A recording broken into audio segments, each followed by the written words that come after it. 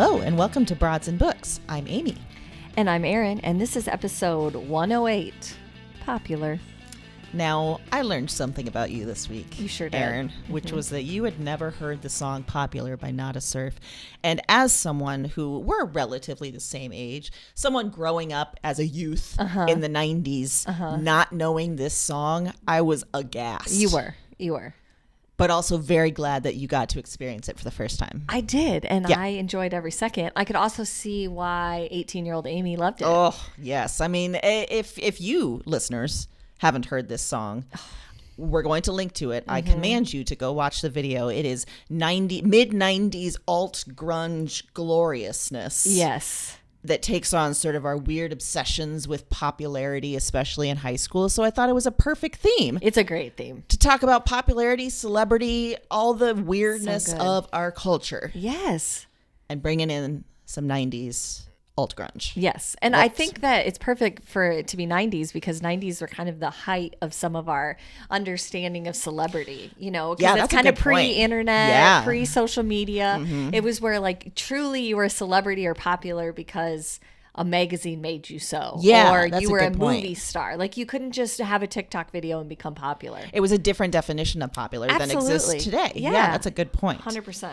I will say, too, that I learned in researching this that if you're youth, a band called Pom Pom Squad remade this last year. Oh, really? And they did a shot-for-shot remake of the video with the lead singer, a woman, playing all the roles, the football players, the cheerleaders, everything. So, you know, Worth a little bit for every age. Okay. And worth a gander. Okay. Yes, indeed. All right. Okay. Worth a gander. You like that? Worth a gander.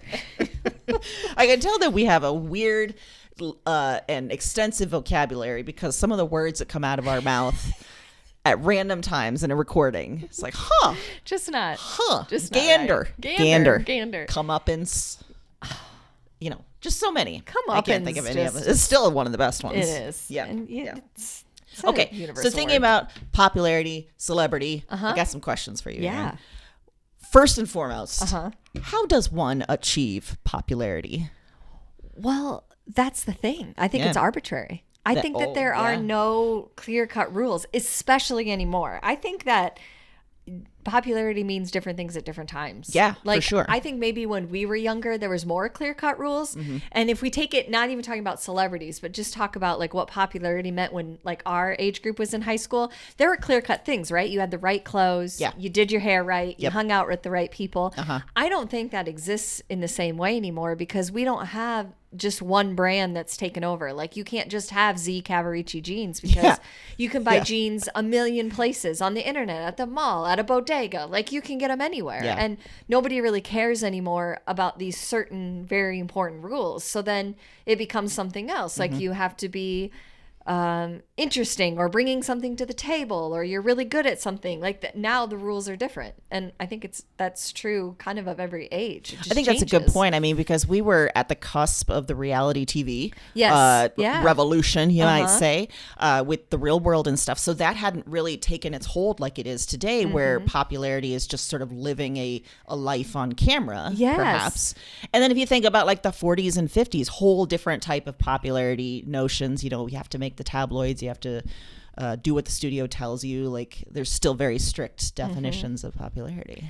And it was easier, I think, because so much more media was controlled. And now with the internet and social media, there's a lot of things that are in the hands of the consumer. Like they can put out their own stuff and use it. And so making a brand or making a celebrity is a whole different kind of engine than it was before. Yeah. Like I always think about Elvis Presley. And if you took him and tried to put him in today's world and tried to put him at the forefront of everything, I mean, he would just come across as like a lesser Justin Bieber. And people would be like, I don't need a boy band guy. Like they would just ignore it. A big sect of the population. Not to say that he wouldn't probably still have a young girl following or whatever. Yes. But that is just a different time. They were able to make him dominate everything because you were in control of it if you worked in those industries. And it's interesting too that our culture, or elements of business and culture are still trying to catch up. When you think about like the Billboard 100, or you think about like elements that were dictating popularity, like when we were younger, they still exist, but they're so irrelevant now when you think about it, because you can put out music so much easier, or you can, I mean, even in the publishing industry, you can put out books easier if you go that route. So it's a strange, like, there's like an older definition of popularity that's still trying to cling on to relevance, and it's not really there anymore. Absolutely. I think that's absolutely true. And I think even probably for people our age that grew up quite a bit in the 90s, you know, the primal teenage years, that we've probably witnessed the biggest change in popularity and how you get there, because we didn't have social media. The internet was just starting. These things weren't there when we were going through it. And then all of a sudden it's there, and it was there so fast that the catching up to that and understanding the impact of that on everything is very different for us. Cause like you tell me who a teen heartthrob is by buying Teen Bop when we were younger, you know. Now it's like, you know it. It's some random guy on TikTok that imitates a good dance, and everybody's like, "Oh, you don't know who blah blah." No, nope, sure don't. But I know who Kirk Cameron was. Yeah, sure do. Know who River Phoenix was. You know it. Jason Bateman. I still know who Jason Bateman is. He's way hotter now. As a youth. Yeah, that's true. Yeah. He's aged like a fine wine. Yeah. Yes, he has. Oh, we sound creepy. Edward Furlong. Oh yeah. All that. I was remembering just having a conversation. It was a couple weeks ago with my older ones. For whatever reason, it came up that Johnny Knoxville was like doing a whole new Jackass thing, and I had this flashback when I was in my freshman year of college. A bunch of people had posters of Johnny Knoxville, like he had become this like heartthrob type. I think because at that time he was one of the only examples of alternative that had sort of made mainstream. Like he had tattoos and he wore Converse, and he was like different than everything that we had seen. And yet before. He was popular, and like I could. Yeah, you had that with like a 98 Degrees poster, and they're all in fireman uniforms, being like, "Oh, you heat me up," you know, and you're like, "Oh yeah, give me that poster." Does that poster actually exist? Did you have that? I had it. Because if it wasn't, that was a great, just off the top of your head idea. Existed. Okay, all right, great. Yeah, I like the specificity of that one. I was hoping. Yeah, you know. I wish I could remember, because I had like a few New Kids on the Block things up in my locker. Oh yeah. And I wish I could remember what the words were there, or what motif the they photographs were sporting. Yeah, what they were sporting. Probably some jeans. Probably some underwear hanging out the top. Probably, yeah. Mark, keeping it true to form. Oh, Marky Mark. Yep. Yeah. So when, thinking about that, when you were younger, what did you think it meant? And did that change at some point for you? I think because I was raised on a diet of John Hughes movies, that I saw popularity as being kind of mean. Like mean people, usually moneyed folks. Yeah. Usually hot. Moneyed folks. They were usually, the ones in the big houses and stuff. Yes. And they were like super hot. And they were often very mean, especially the girls. And I think I always identified with Molly Ringwald, because she was like the victim of the popular kids. And so I think with that definition of popularity, like put up there, I was like, oh, I'm never going to be popular. So I'll just be like, I'll just try to hide and just be the nerdy kid and just, embrace the nerdiness, and that's it. Yeah. I think like only later, once, you and I started reading stuff about like how our culture pits women against each other. And I think it starts in high school. And I think it's that idea of popularity, that like the popular girls have to, feud with the not popular girl. Like there's this whole like dynamic that's set up there that only when you're older do you realize, oh my God, what bullshit that all was. Right. And I bet in a different situation, some of those people might be totally fine. Right. Yeah. 100%. Assholes. Yeah. 100%. So popularity was a thing that I was never going to achieve. And in most of the time I was okay with that. Yeah.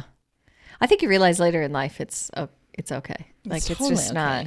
Like that popularity gets you nowhere. I don't need that kind of pressure. No, good Lord. No.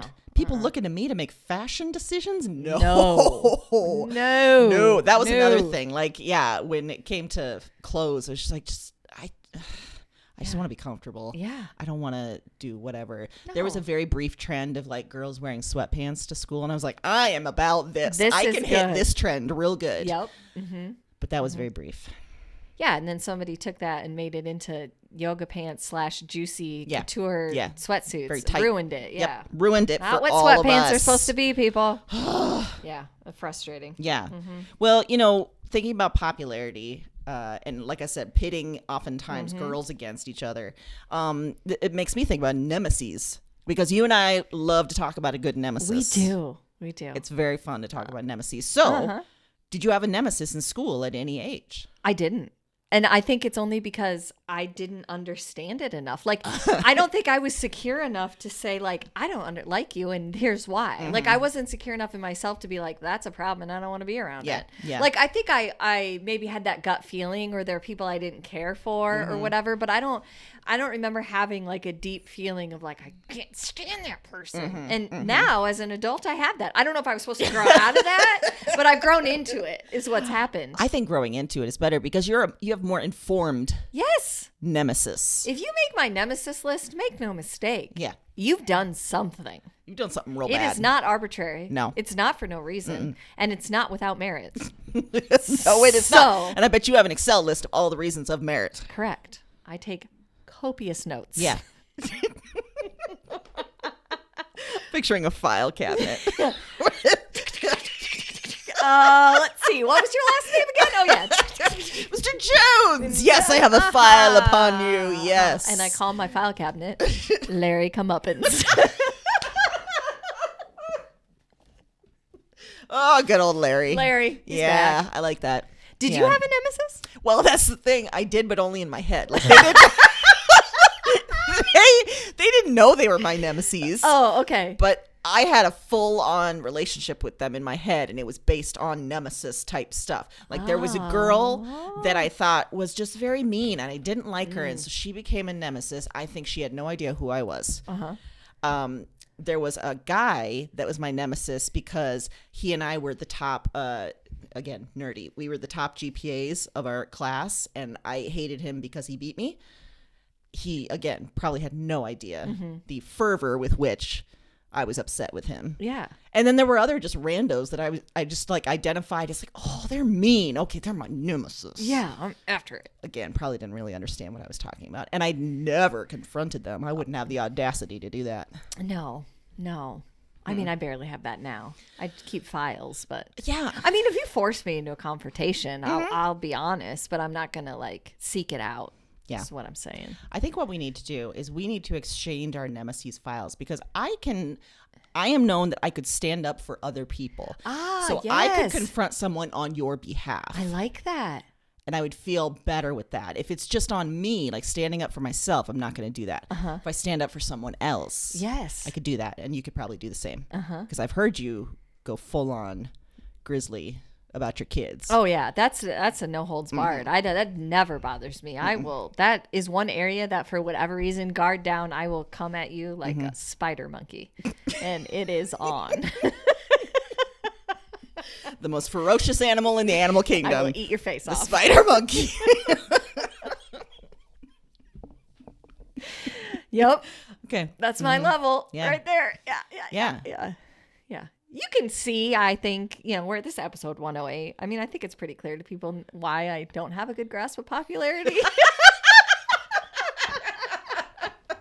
Well, I think part of it is maybe it was not achievable to either of us. Yeah. And so then we quickly became aware as soon as we got out of high school that popularity wasn't a thing that was necessary or like it wasn't like it didn't something help to get strive anywhere. for. Yeah, No. It didn't achieve anything. And what bothers me now, and I think that's why I'm bothered by like the parents, particularly mothers, like the Instagram moms that are around activities that your kids can be in where they feel like they're, they have to be perfect and they present this image and they post everything and they're, they have to look a certain way. And it's like, you know what? You're doing it again. Yeah, you're putting yourself in a popularity contest, but you're using your kids as like your horse in the race. And it's like, what are you gaining?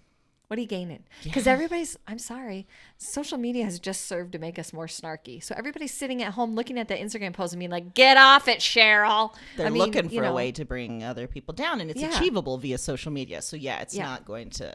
I feel like it gives the illusion that it's achievable now. And it has all these people striving, but it's still as arbitrary as it ever was. Because two people can do the same thing and it's not going to equal the same result. Mm-mm. And that is true.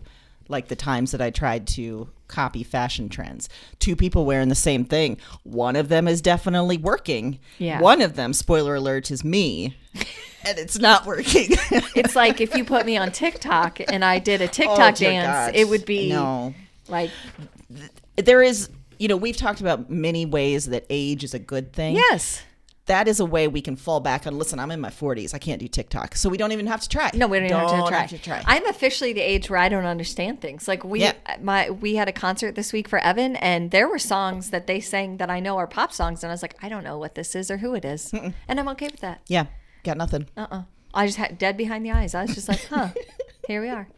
And then, they'd get to, I'd be like, oh, I know that song. Mm-hmm. I'm taking some piano lessons via an app, which is great. Love it. Except that probably 75% of the songs are current pop songs, and I got nothing. You got nothing. I had nothing. So I'm clinging hard to the songs that I know. Yeah. And learning them back to front. And the other ones, like, I recognize that name, but that one I don't recognize anything. There's letters in there I recognize, but nothing else. No, not a thing. Mm-mm.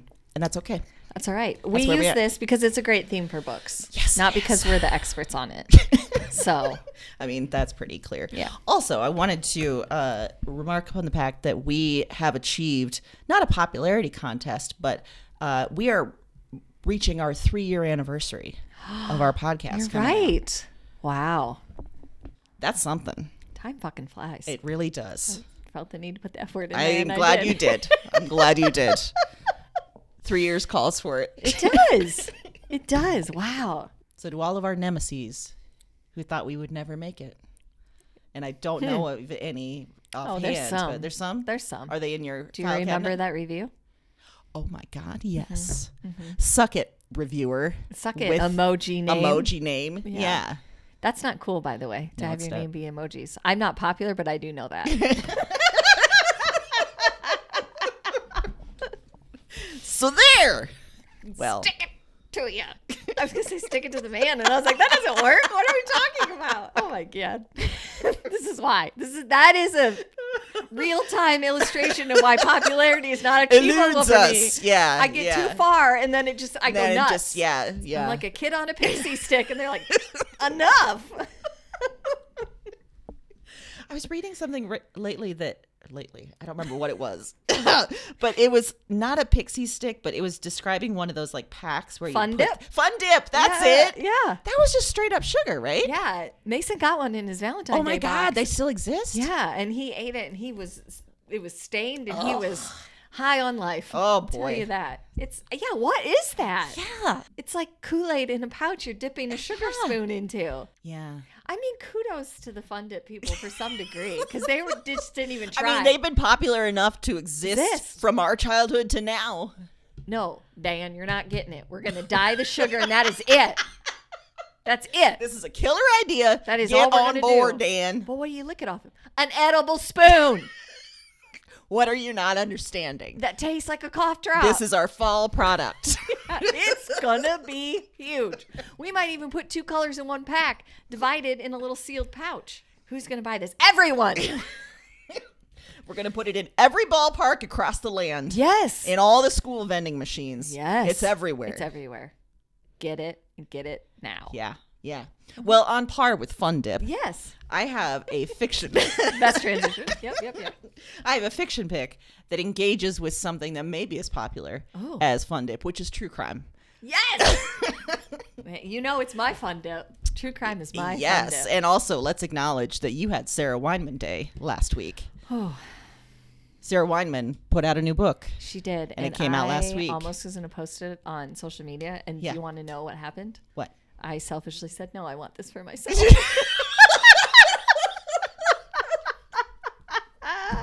You have the right to keep some things to yourself. Her new book came out 2/22/22, and I can tell you that I had to wait till Friday to get it.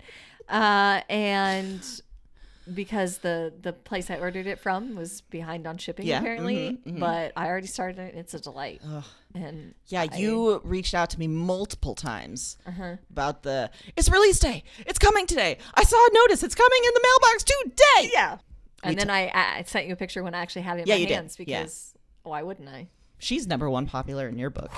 She's really popularity the top of my queen. List. I know that snuck up on me, but I am obsessed. Yeah, you are. Well, okay. So my fiction pick is not Sarah Weinman because that's understandable.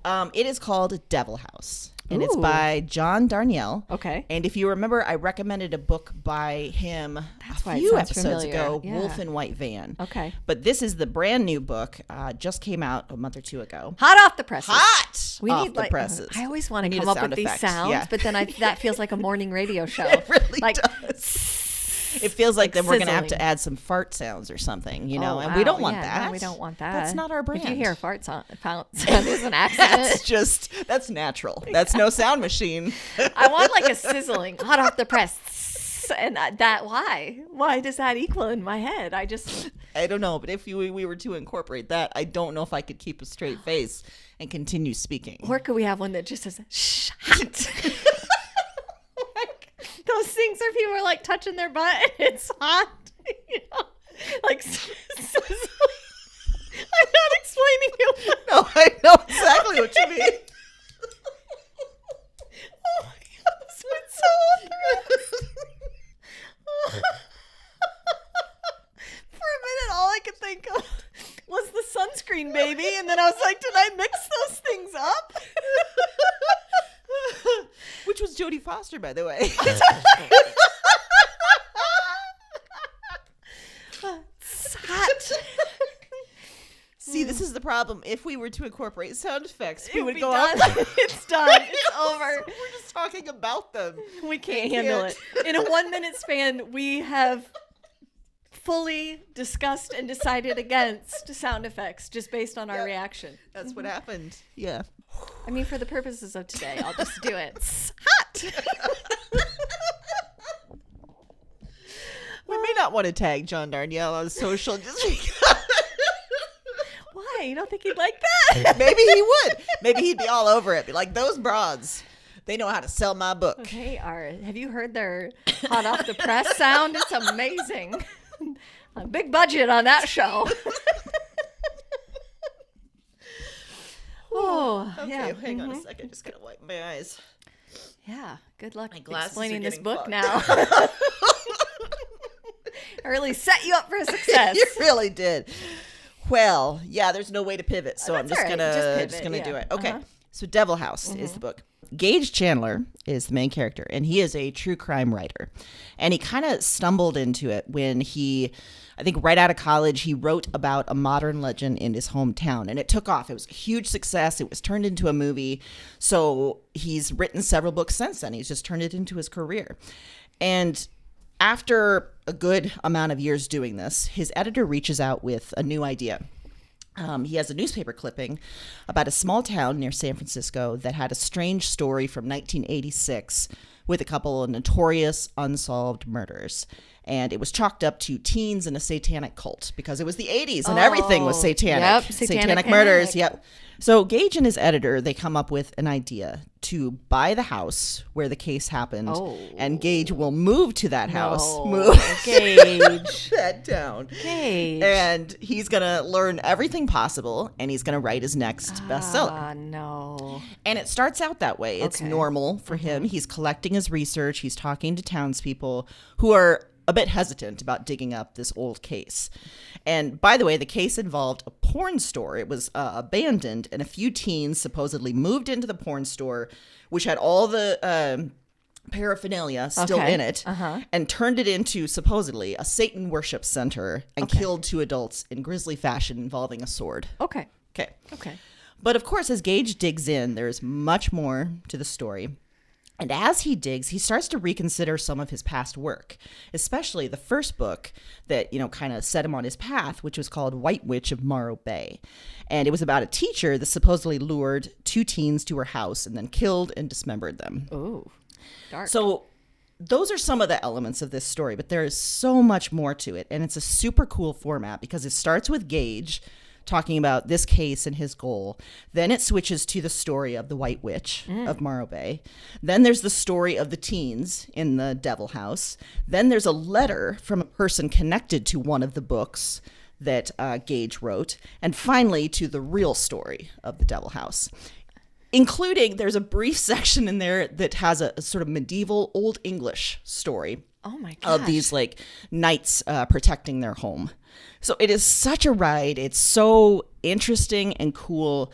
And it's a really heartfelt and complicated story. And I chose it for this theme because, like I said, I think the height of popularity in books right now may be true crime books. And not just books, of course, you know, shows, movies, everything. And Gage knows the kinds of stories that sell, the kind that resonate in our modern culture, and he caters his process and his writing to serve that. And he doesn't try to get a story wrong. You know, he's not trying to be a hack or anything. But as he works, he starts to wonder if the act of trying to tell a true story, a painful and a terrible story, is actually harmful to real people involved. Yeah. And that pressure of knowing what he should do and knowing the story that he should be telling for his career to make money, it comes to a head. And it's sparked in part by finding out how his past books have impacted some people. So I think the book engages with what's popular in our pop culture, what kind of stories achieve fame, why we're obsessed with killers, and why we're not obsessed with the people maybe we should be, the ones that society leaves out, who fall through the cracks, who commit crimes to defend their lives and their homes and get twisted. So there's a lot here. It's a really, like I said, really interesting ride with some cool formats, and you never quite know what you're going to get next. And wow. Whew, it's good That's stuff. Great. Yeah. Okay. It's hot. Hot. I don't know why, but that just really got to me, Erin. You really got to me with that one.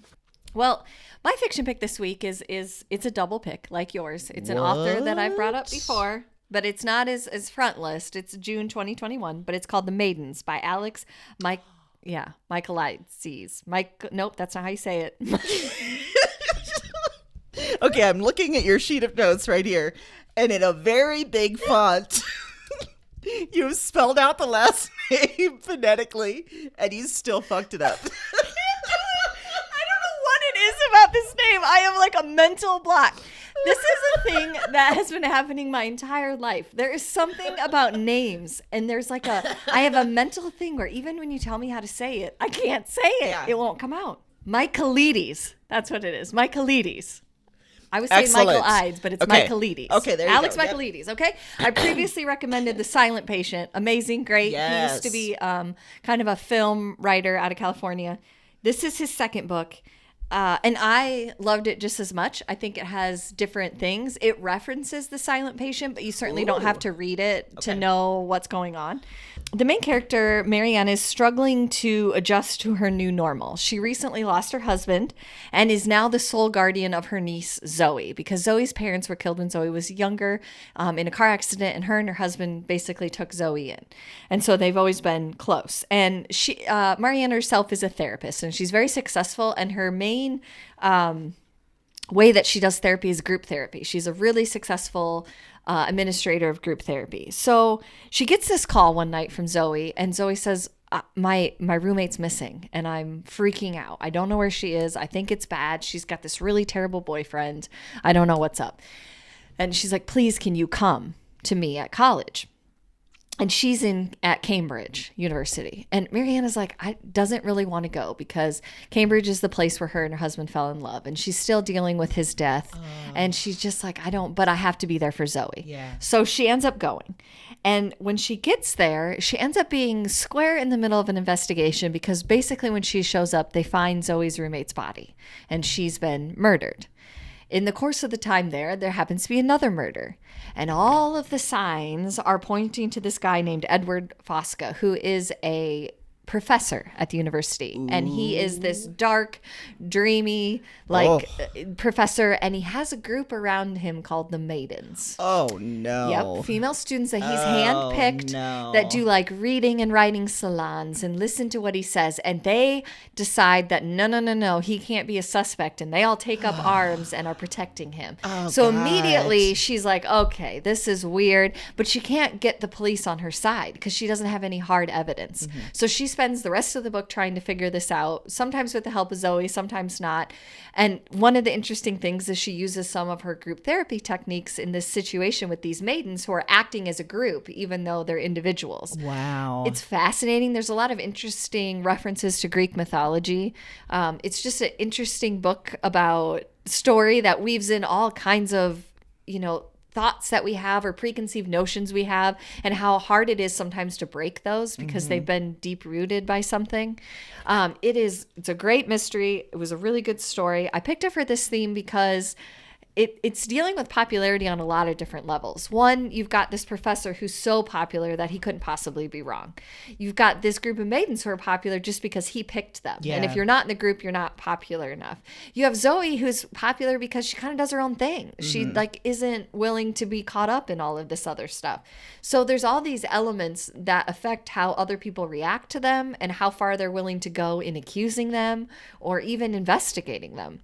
And it also deals with when ideas aren't popular. Like, how do we get people on our side when they can't fathom what we're talking about, which kind of butts up to the true crime thing. Absolutely. And I think that's part of our fascination sometimes is these horrible things are true and we can't believe that that's the case. Yeah. So we're fascinated by it.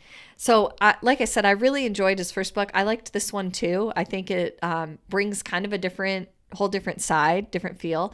It has as many twists and turns and an interesting ending. And I hope that he keeps writing in this genre. You know what I immediately thought of was Bunny by Mona Wad and the group of girls that like act as one. That feels very It is very similar to that in a lot of ways. Yeah, very good.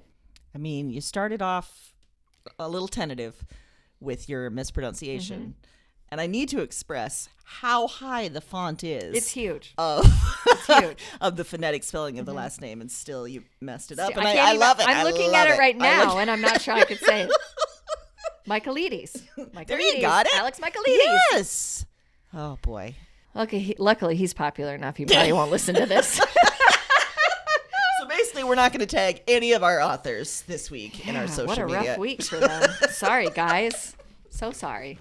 Well, for my other genre pick, I have got a book by Bob Boilen, who is, host and creator of NPR's All Songs Considered and Tiny Desk concerts. Okay. And if you've listened to All Songs Considered, it's a podcast that's been going on for a long time.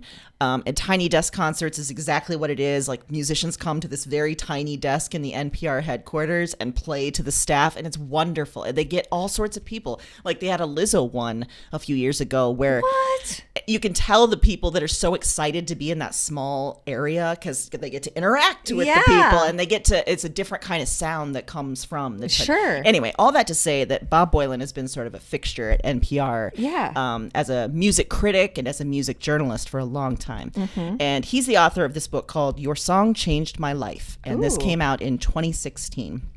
And in this book, it's a very simple concept. He talks to musicians across genres and different popularities to ask them one question: is there an unforgettable song that changed your life? And it's so cool because you get the answer to that from people like Dave Grohl of Foo Fighters and Carrie Brownstein of Sleater-Kinney, Jeff Tweedy of Wilco and St. Vincent, and David Byrne and Jenny Lewis and Leon Bridges, and just the list of people that he talks to is phenomenal. And all of them, because they are asked this, question, they get to talk about the songs and the artists that inspired them or made them fall in love with music or made them want to make their own music. Right. So just a few examples, like St. Vincent. Her real name's Annie Clark, and she performs at St. Vincent. A box of CDs literally fell off of a delivery truck in front of her house. And then she found like the the music that turned her into a musician. Oh my gosh. Dave Grohl describes how, and I've heard this story a few times because he describes seeing a punk band in Chicago at the Cubby Bear, which is a place that I would often go right across from Wrigley Field. Courtney Barnett talks about her love of a Wilco tune that made her want to write specific songs. And Carrie Brownstein talks about the Replacements. And so it's just on and on about all of these musicians talking about how other musicians affected them. And I chose it for this theme for two reasons. One, popular music and the aura around it, it defines our culture for good or for bad. And there's levels of popularity to it, right? There's like the musicians that sell out stadiums. And there's the musicians that have small cult audiences that follow them all around. And at the same time, I chose it because I think this is demystifying the idea of popular by showing all these creative people that are very popular in their own right. And it's just showing them as like people that just really fell in love with music. And they just have obsessions about particular songs and particular kinds of music. And they're just like us in that way, Erin. Yes. Just like us. I think there's something very satisfying about learning who inspires our favorite performers, and you and I have explored that with our bonus series where we talked to some of our favorite authors and they get to talk about their influences. And the energy is infectious. It's a really, we always have a great conversation there, and you get that energy by reading this book. Oh. So it's really cool. Yeah, very cool. And Bob Boylan, like I said, he's a fixture, but he's also... No matter that he's been in this for so long, he has that love and energy of music that is infectious too. I can see why you love that book. I mean, that's, if I was going to see a book, that'd be an Amy book right there. Yeah. Well, my other genre pick this week is actually a book that you gifted me. What? I know.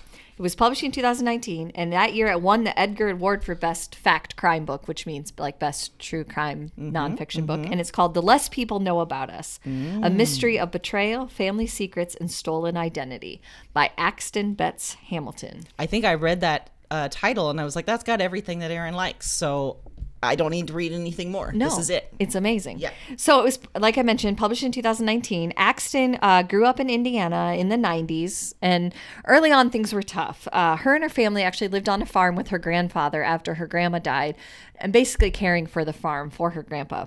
And they lived there and cared for him until his death. And they had lots of money troubles right away because they're trying to all work on this farm. And so that limits what her dad can do to earn money outside of there because there's so much work to be done.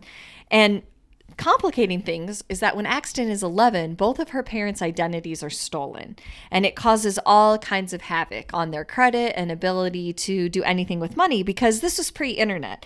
So banks, companies, authorities, everybody's very reluctant to help because nobody really understands what identity theft is yet. It kind of sounds like BS. Like, what are you talking? No one did that. Like, you did this to yourself type of thing. So they were constantly having to prove that this happened. And they naturally got more and more suspicious of people around them because it kept happening and it kept feeling like, well, somebody has to have access to this information and is doing this to us. Oh my gosh. So in order to protect themselves, they withdrew basically from all of their family and friends, which basically forces Axton to remain friendless through high school. She's very suspicious of people. Her mom is very suspicious.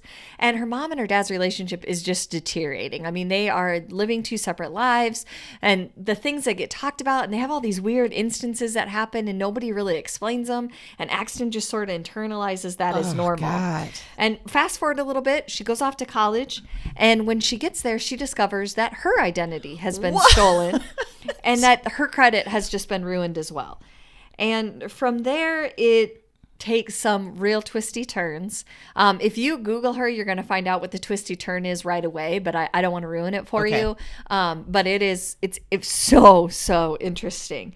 And I picked this for the theme because this family really normalized eschewing popularity or anything that had to do with it. They were really isolated, and that had an effect too. As you know, we talk a lot about popularity being toxic and the things it can do, but there's also this other side where completely isolating yourself can be just as scary. And so and it also made them turn inward and not really trust anyone else, which actually kind of made them easier victims in an odd way. So it also really, in my opinion, illustrates that justice is also reserved for likable people.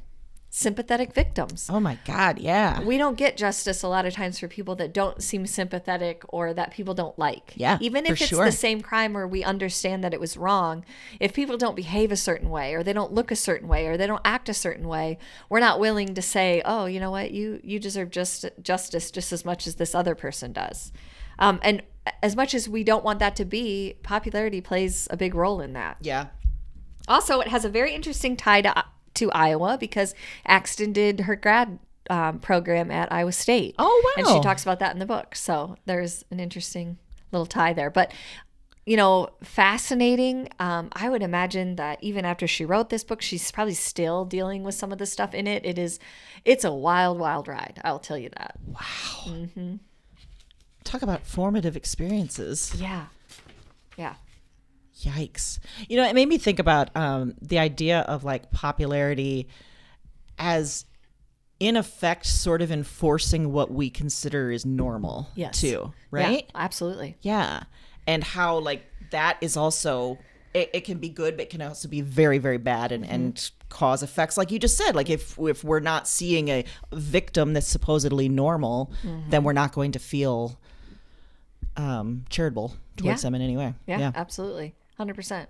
Which is maybe in some ways why popularity is so eludes so many of us too, because the idea of normal isn't very inclusive for a lot of people. Right. Yeah, very true. It's a good one. You picked a good one for me. Well, I do what I can, Erin. Yeah. I do what I can. I feel like we need a sound effect for that, but I'm at a loss on what it would be. I leave that to you and your sound effect genius. Because the earlier one was good. I feel like it needs to be like a more subtle one because we came out of the gate really hard with hot. I feel like it needs to be the thing like when you're at a play and they're telling you intermission's over where it's like ding, ding, ding. Like, yeah. You picked a good one for me. Ding, ding, ding, ding. Yeah. Oh. Just kind of subtle, but like it. Like expected, but also drawing attention to it. And it feels good. Mm-hmm. Like it's a nice, gentle sound. It is a gentle sound. Yeah. Yeah. Which reinforces that we're just good at picking books and sound effects, obviously. I got that on lock. Let's be honest. Who knew that we would display such skill in sound effects? I know. I didn't predict it. I didn't either. Who knew? Who knew? I mean, when we were kids, a podcast didn't exist, so we couldn't have predicted any of this. No one would knew I would become the Mozart of podcast sounds. No one knew. No one knew. You're not going to hide my light under a bushel. Hell no, you're not.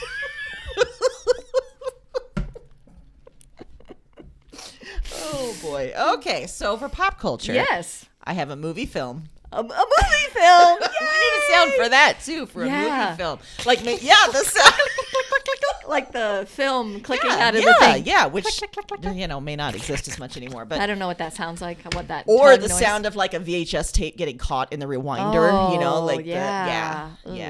Or like the rewinding, having to rewind over and over and over again. Anyway, okay, so pop culture movie film called "Don't Look Up." Oh, and this came out last December in 2021. Have you seen this one, Erin? No, Mike very rudely watched it without me after I said I wanted to watch it. Yeah, and then he was like, "Hey, this new movie, Don't Look Up, was really good." And I was like, "You're a jerk." Do you know how often that happens in our relationship? What? Once a week. Like, he thinks that when I say I want to watch that, somehow that translates in his brain to, like, someone told me about it, so I should watch it, like, when I'm not around. And then... Michael. Yeah, that doesn't make any sense. It's a point of contention. It's I would assume so. Probably the only thing we fight about, to be honest, because it happens all the time. And sometimes he tries to play it off. Like, I'll be like, "Hey, I wanted to start this show," and then I'll go to start it. And it's like in season 2, and I'm like, "Wait, has someone been watching this?" He'd be like, "I don't know." I'd be like, "You've been watching it. Like, just admit it." See, this is the thing, Mike. You have to have your own category of shows that Erin is not interested in. Yes. And you can watch those on your own. And he has a ton. Okay. So, yeah, you got to stick to that. Stick to the parameters. Yeah. Not hard. You've been put on notice, Mike. Not hard. You heard it here. Yeah. If you're listening to us, which you should be listening to us. So this is another test. Yeah, it's another test, buddy. If you hear this, you should come to me and say, "I'm sorry." I know this is a sore subject, That's but I'm going to talk about it anyway. Let's go. Okay. Yep. Don't Look Up. I'm not taking away from the movie film. Okay, good, because it's a good movie film. So a young astronomer Kate, who is played by Jennifer Lawrence, is working one night and she discovers a comet, which is super exciting. But then her mentor, Dr. Mindy, who's played by Leonardo DiCaprio, they're partying, they're excited, and he's doing some calculations to figure out, like, you know, how fast it's moving, its trajectory, all that kind of stuff. And he discovers, oh shit, the comet's coming straight for us. And it's a planet killer type comet. Like, there's no escaping this, and it's coming at us in 6 months. Oh my gosh. So they start making some calls, panicking, and eventually make it to the White House to brief the president. But the president is Meryl Streep, who plays a very Trump-type character. Okay. And she is too preoccupied with politics to really care about this. And her son, Jonah Hill, is too much of an asshole idiot to take them seriously.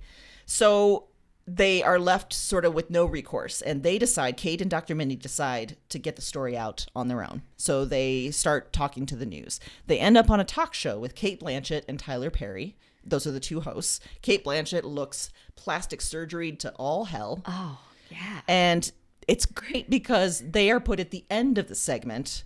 It's the science segment. Oh, sure. And they come after a segment in which two pop stars played by Ariana Grande and Kid Cudi get engaged.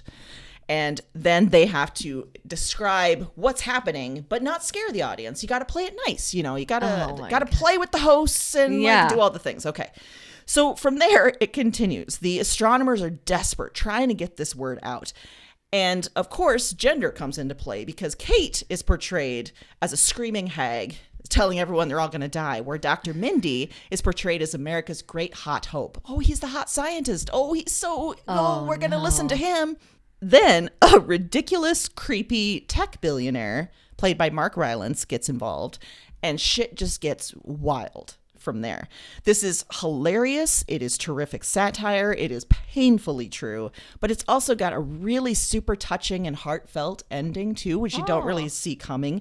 Terrific actors all across the board, just playing roles that you may not normally see them in, which is so funny.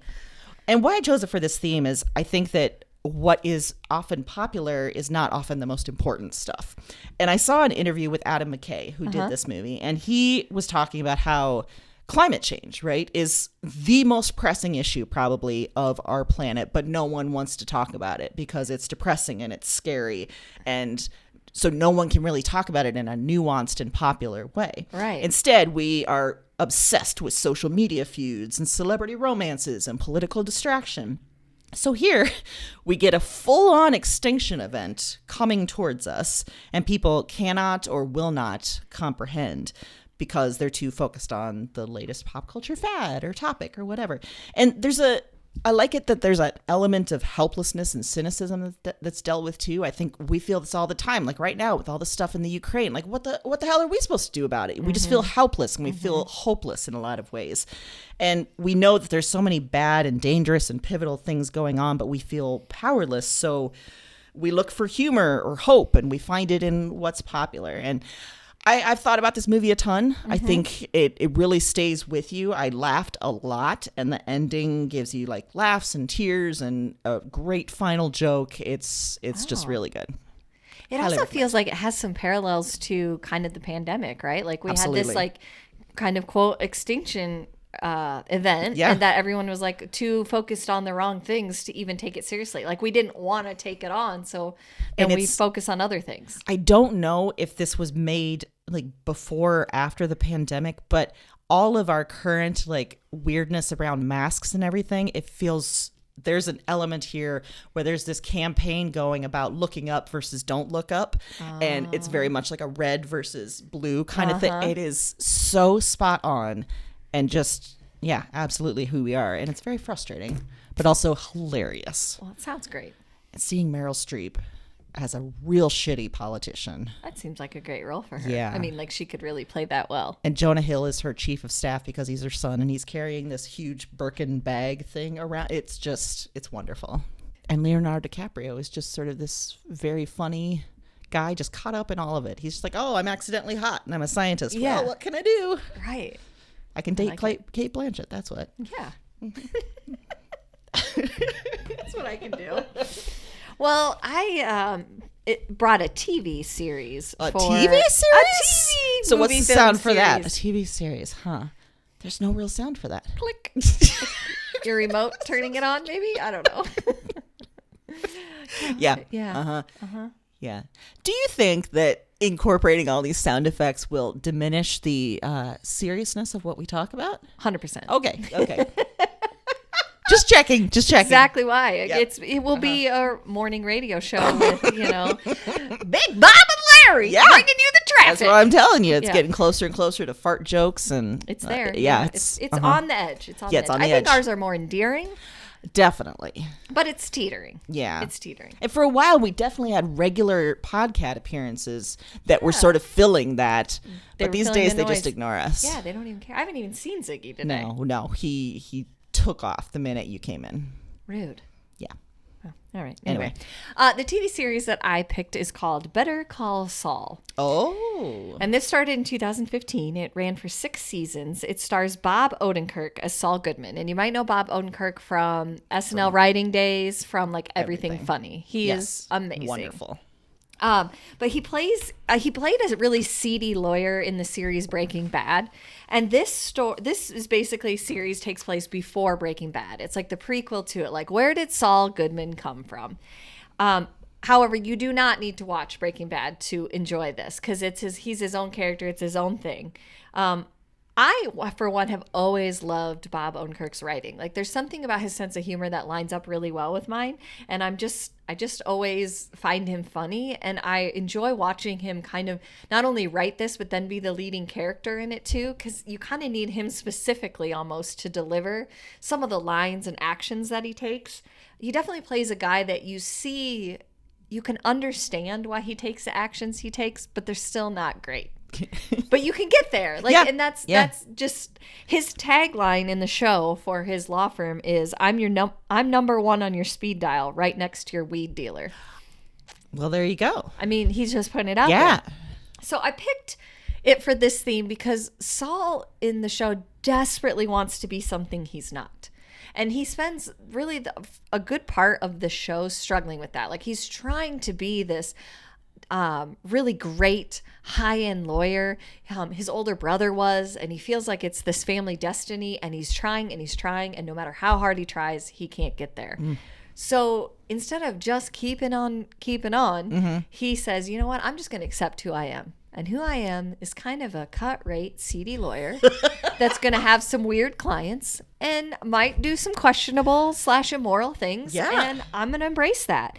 And I love that when we're talking about popularity, because it's an interesting, like, I can't reach that, so I'm just going to go this direction. It has something to say about the expectations we put on people. Yeah, that's a good point. And how those expectations kind of end up creating other things we didn't think of. You kind of alluded to that at the end when you're talking about Devil House, about, we don't focus sometimes on how much we shun people or push people to the outside because they don't fit a certain box or a certain idea of what we're supposed to have.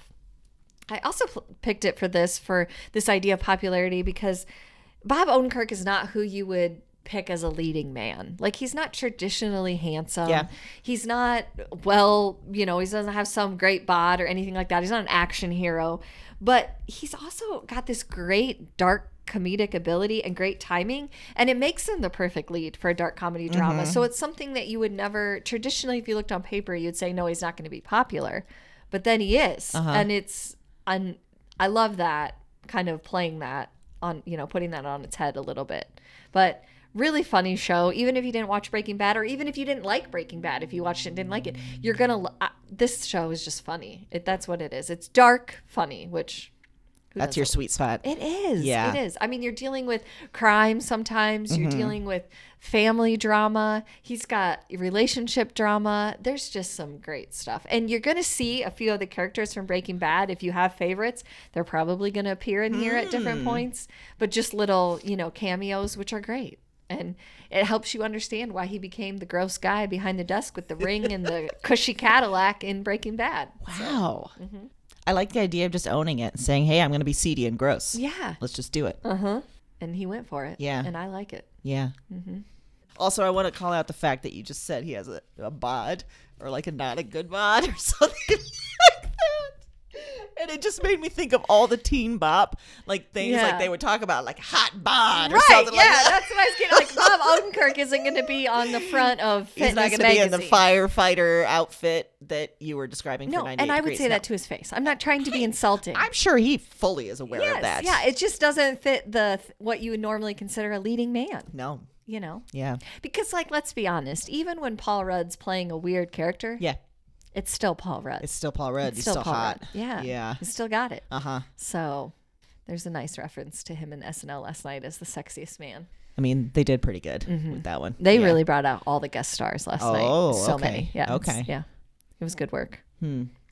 Well, we've set a future path for ourselves in morning radio. Yes, we have. In this episode, or at least we've considered it and put it down. Yes. Yeah. So we're branching out. We are. We're trying.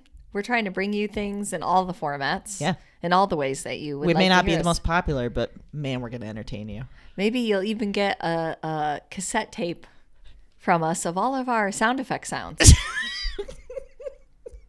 Remember when those were popular? Tapes that no one will be able to play. Yeah, no. But we're going to do it anyway. Remember when those were popular? Yeah. Like weird, like here's a funny answering machine messages to put on, or like, and it was all just something funny on a here is sound effects on a cassette. Wow. I don't know anyone that accurately or effectively used those, but I remember they existed. We've lived through interesting times. So much interesting. So many interesting popularity fads and things, technology. I will admit to the fact that when the iPhone first came out, I was like, who wants a camera with their phone? Like, that's dumb. Yeah. What are you doing? So my hand is not on the pulse of America's popularity things. Yeah. Well, I'll admit that when I first heard about the internet, I was like, so it's like an old school filing cabinet. You're just putting information that people can look up. Just go to the library. I mean, that's it. So I have to get a special thing, get a special subscription, get a CD, Yeah. install it on my computer, and then find the information. I'll just go to the library and use the antiquated Dewey Decimal System. Thank you. I've got my atlas and my dictionary and my Chronicle of the 20th century. What else do I need? What do I need? Nothing. And now I can't even remember what the world was without Google. I can't either. Do you remember when Ask Jeeves became popular? Whoa. Briefly. And people would just ask random questions. Everyone was fascinated that it had the answers. Like, now we're like, okay, I get it. It's an algorithm, but we didn't have the language for that. So we're like, we thought it was magic. It just answers questions. You could sit around and say, Jeeves, what's the weather going to be tomorrow? And then he would tell you, what's the capital of Utah? Here it is. Yeah. When you think about it, magic is just like technology that's way beyond what so for example, if our grandparents were to be transported to this time and interface with all the technology, they'd be like, this is magic. You're right. Well, magic's the word we use for things we don't understand, right? Exactly. This happened, so it's magic. Yeah. Just like those sound effects, they're magic, Aaron. We don't understand them. No. But man, they're magic. They make for a magical episode. I'll tell you that. The good news is you get more of this. Thanks for landing the plane. We're just riffing. Just riffing. We're just above the airstrip, just flying around. Nobody's making any effort. Talking about cassette tapes and sound effects. Yeah. We just keep being the pilot that comes on is like, any minute now, folks. Just waiting for that runway to be clear. And you're like, oh my God, this is why I don't fly to Detroit. Why am I here? Yeah. So we're going to, come back with another episode where we probably struggle to end at the end. Yeah, well, you can't land the plane, but you love us. And you love us see you anyway. next time. And in the meantime, happy reading.